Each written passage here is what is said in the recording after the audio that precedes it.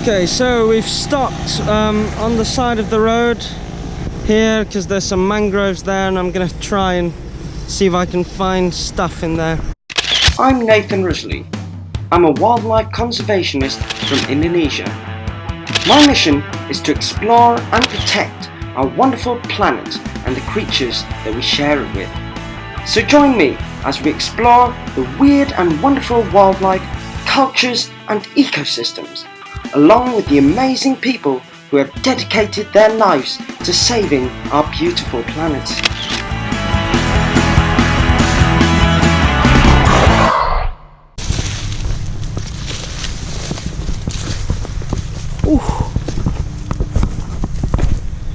We're in the mangrove forests. There's a lot of crabs here. I see some little crabs scuttling about. Don't know what sort of crabs they are. Fiddler crabs. Males have this massive claw, one claw they use to fight. Male fiddler crabs fight over the chance to mate with females. And here's a claw of a male fiddler crab. They're actually able to grow their claws after they've molted. They fight each other, and yeah, there's one there. Let me see if I can get close to it. Oh, look at these roots. Oh, lizard! Oh, there's a skink. Oh, it's gone. Oh, wow. I don't know what species that was, but I can't get pictures now. These roots, these mangrove roots, absolutely wonderful because they're really strong and sturdy, right? Mangroves are extremely important in protecting our coastlines. Their strong, tangly roots help trap sediment flowing downriver.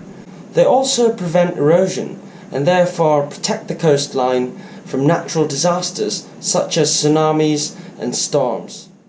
This is a hermit crab, so they're born without shells, and then they get sort of shells from dead animals, you know. So as they grow, they're going to have to go and find new shells, and that's when they're sort of vulnerable.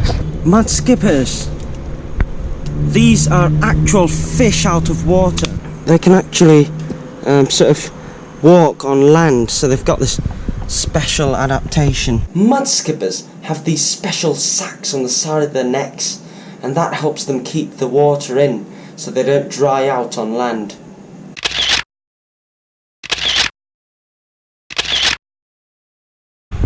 Very happy that I'm not sinking in. The mud's quite firm here. Yeah, look at that. Brittle star. It's very weird looking creature.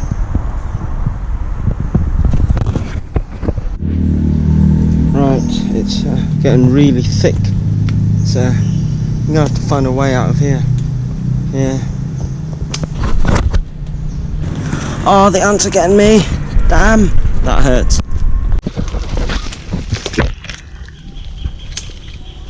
Right, look at this. It's really interesting. There's a mushroom growing on here, and it's pretty big as well. Pretty big. Didn't know they could grow in sort of brackish and salty environments. And is that some sort of coral? There we go. The water in mangrove ecosystems is usually brackish, which is a mixture of fresh and salt water, because that's where the river and the sea collide.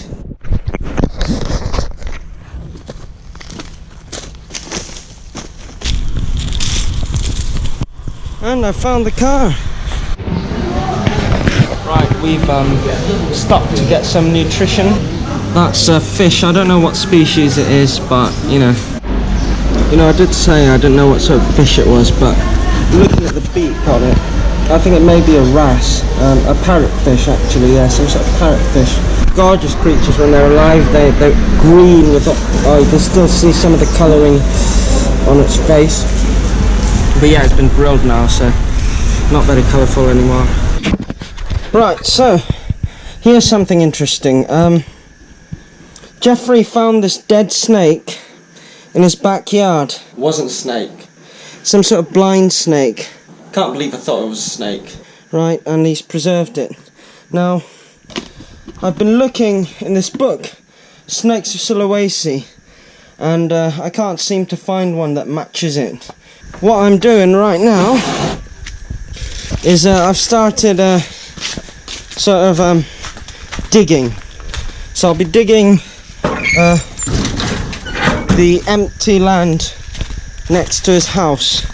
So hopefully, because he tells me he's seen quite a few while he was digging, so hopefully we might find some.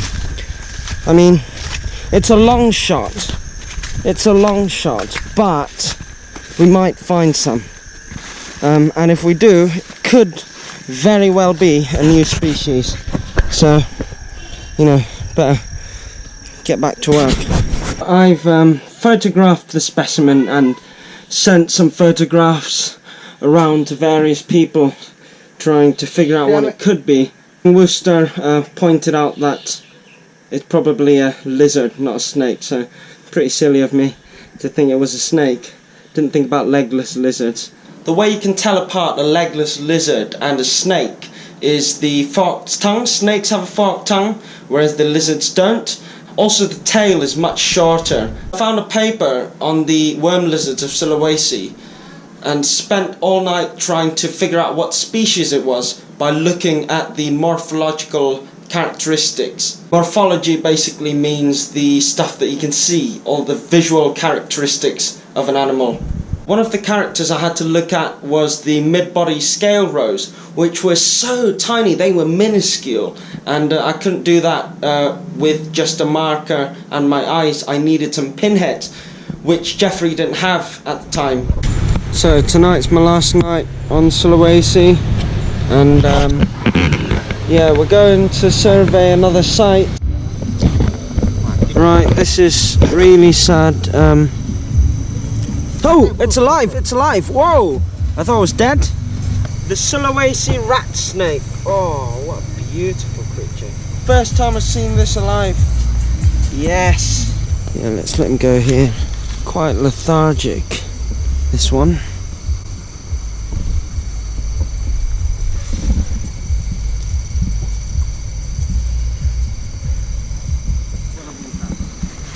Okay, let's leave him to it and find some more animals. Okay, there's 5 birds. Sooty-headed bulbuls? Yeah, sooty-headed bulbuls sleeping in one row in a tree. That's fantastic. So, there's smoke coming out of the water. Oh, there's a dead toad there.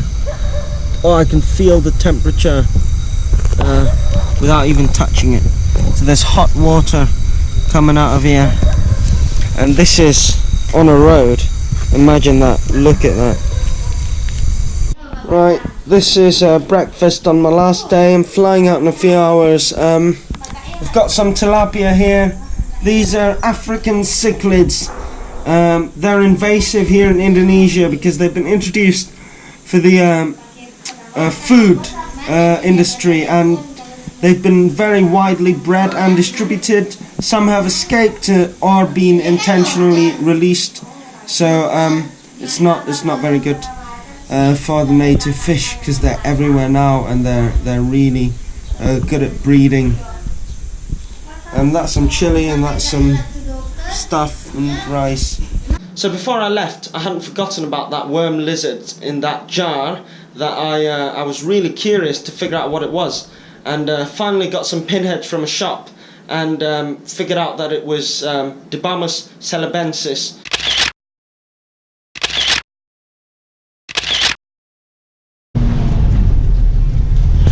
We are heading to the airport now because I've got to go back to Java.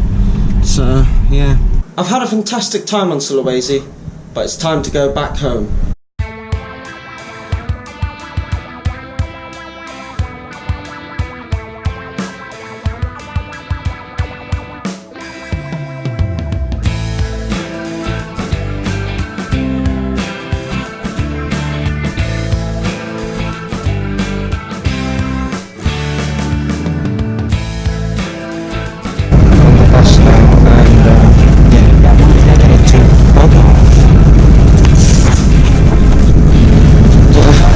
Get a lot of taxi offers, don't like that.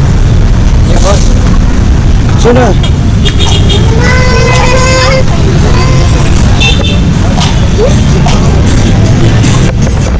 good to be back. I've been to Bogor in a while. Just trying to find Anga. That is Anga. If you don't know who Anga is, watch some of the next videos and you'll find out who he is. He's mad. Okay, siap.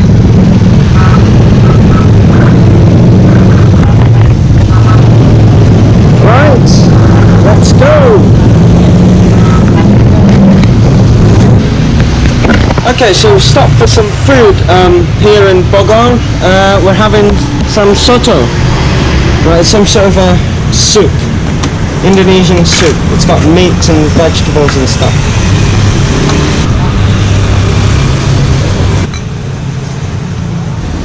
Noni om ya? That's Anga and that's soto kuning, which means yellow soto. Makan naman.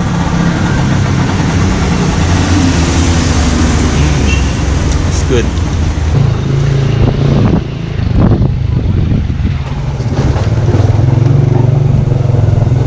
We should be there in a few seconds. Looks like there's a lot of people here. Okay. Right. We have now arrived. That's a volunteer house. And that's the herpetarium. Yes, I finally made it back to the herpetarium. That was an interesting adventure, but there's a lot more to come, so stay tuned.